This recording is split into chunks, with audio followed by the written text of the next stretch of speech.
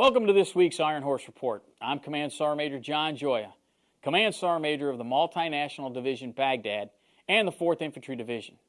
As we enter our 10th month of this deployment, I would like to offer a heartfelt thank you to our families and friends for your continued support to the great soldiers of this division.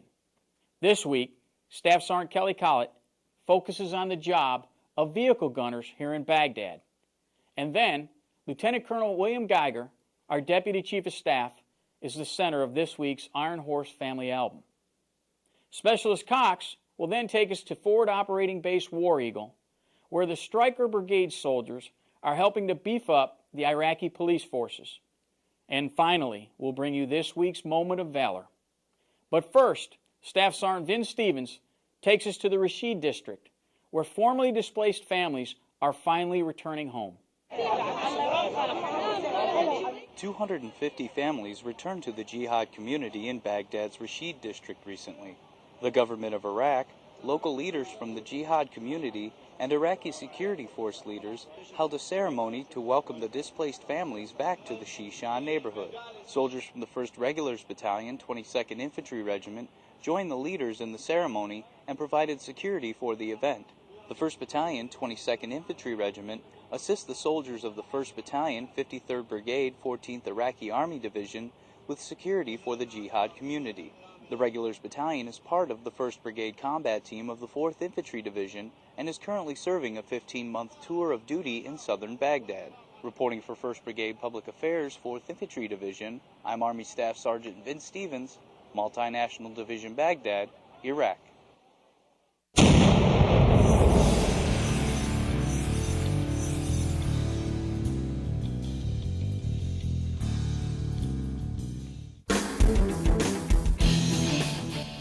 Gunners are a very important part of any unit that goes outside the wire. Specialist Ian Harvey explains his role as a gunner. My job is pretty much to secure the truck and maintain my sector of fire and pretty much just to keep security as a gunner. Some soldiers like the gratifying feeling they gunner. Specialist Christopher Ehlers talks about why. I think the most gratifying part about being a gunner is knowing that you fully protect the crew and who you're with. Because your very crew relies upon you to keep them safe. Gunners are important because it's one of the most dangerous and important positions you can have in Iraq on a vehicle, because your crew's life depends on your eyes and ears and scanning and always keeping them safe. Because if you're relaxed as a gunner or even complacent, it can cost you or your crew their lives.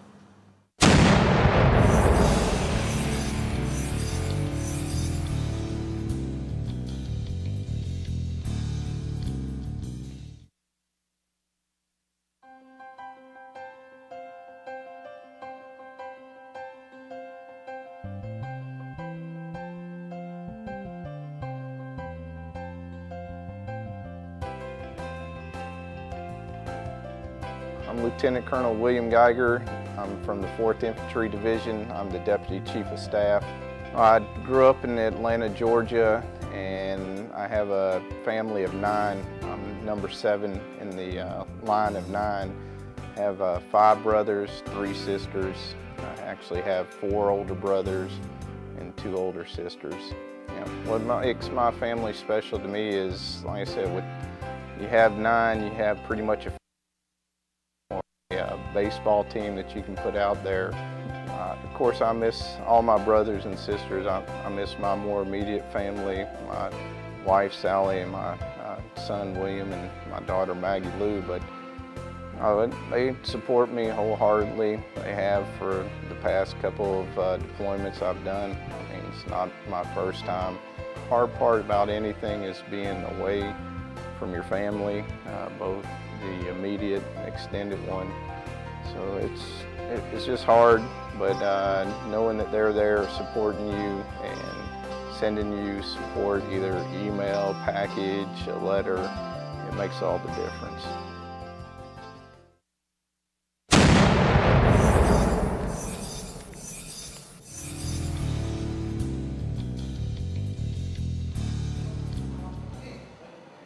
Multinational Division Baghdad soldiers held a recruitment drive on Forward Operating Base War Eagle for local men from the Ottoman district of Baghdad who would like to become members of the Iraqi police force. We invited some Iraqi citizens in to see if they want to be IPs, so they'll help with the future stability of Iraq. The men go through a series of in-processing stations to make sure that they are qualified and fit to become part of the Iraqi police force. The men are registered in the biometric automated tool set, or they also take a physical exam and fitness assessment. Once the packets are complete, they are forwarded through Iraqi channels. After they get done here, their packets are forwarded through Iraqi channels to be vetted. Once they're vetted and deemed suitable, they're assigned a class date. Once they attend their 4-week class, they're trained to be Iraqi police. Some of the recruit applicants are part of the Sons of Iraq Neighborhood Watch, and others are local volunteers looking to serve their communities in an effort to protect the citizens of Iraq. We asked one Iraqi recruit why he felt it was important to be a part of the Iraqi police force. As a guard, national police in our neighborhood, I'm gonna be a guard to defend our neighborhood, our people in Iraqi from all terrorists. As far as out here, it's good to see that the local population is wanting to get involved and that they do want to stay involved with maintaining the security of their communities. While not every recruit becomes a member of the Iraqi police force, they are all productive members of society. Specialist Michael Cox, 3rd Brigade Combat Team, 4th Infantry Division Public Affairs Office, Baghdad, Iraq.